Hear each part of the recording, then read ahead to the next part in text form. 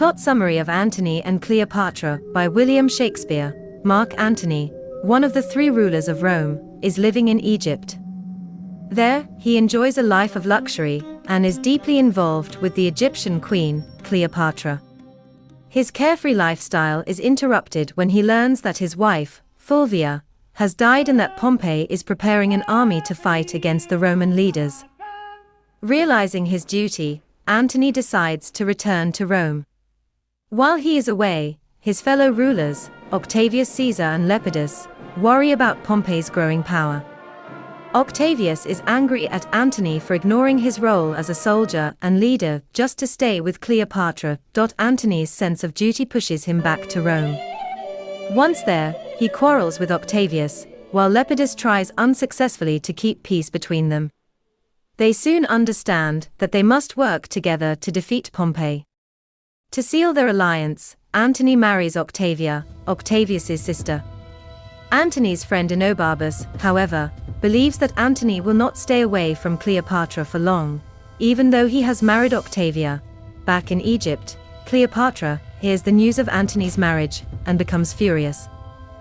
Later, when she learns that Octavia is not very attractive, she feels confident that Antony will return to her.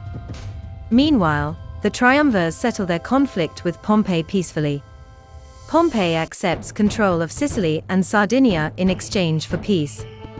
During their celebrations, one of Pompey's men suggests killing the 3 rulers to make Pompey the most powerful man in the world, but Pompey refuses, saying such treachery is dishonorable. Around this time, Antony's army wins a victory over Parthia. Antony and Octavia leave for Athens. While they are gone, Octavius breaks the peace with Pompey, defeats him in battle, and then betrays Lepidus. He accuses Lepidus of treason, has him imprisoned, and seizes his wealth and land. This makes Antony angry, especially after hearing that Octavius has spoken against him publicly. Octavia begs Antony not to fight her brother, but Antony sends her on a mission to Rome to try to make peace. He, however, quickly returns to Egypt and Cleopatra. Together, they prepare for war against Octavius. Octavius marches his army and navy to Egypt. Antony insists on fighting him at sea, even though his men advise against it. Cleopatra even takes command of a ship. During the battle, her ship retreats, and Antony foolishly follows her, leaving the rest of his fleet to be defeated. Feeling disgraced, Antony blames Cleopatra for his humiliation, though he soon forgives her. Antony and Cleopatra send messages to Octavius, asking for mercy. Antony asks to remain in Egypt, while Cleopatra requests that her crown pass to her children. Octavius rejects Antony's plea, but tells Cleopatra she might be spared if she betrays Antony. Cleopatra seems to think about it, and when Antony finds out, he accuses her of betrayal in anger.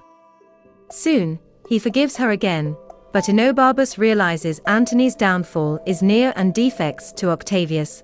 Later, Antony surprisingly wins a battle against Octavius's forces. He sends Enobarbus's belongings to him, showing his generosity.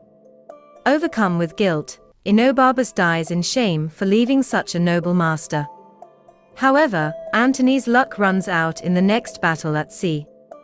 Once again, Cleopatra's fleet deserts him, and he suffers defeat. Believing Cleopatra has tricked him, Antony swears to kill her. Fearing for her life, Cleopatra hides in her monument and spreads false news that she has killed herself. Hearing this, Antony is heartbroken and decides to join her in death. He orders one of his attendants to kill him, but the man kills himself instead. Antony then stabs himself, but does not die immediately. He is brought to Cleopatra's monument, where he dies in her arms after they exchange final words. Octavius captures Cleopatra and plans to parade her as a trophy in Rome. Horrified at the thought of being shamed, Cleopatra chooses death instead.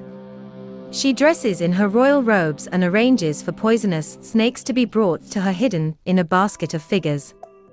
She allows the snakes to bite her and dies with dignity.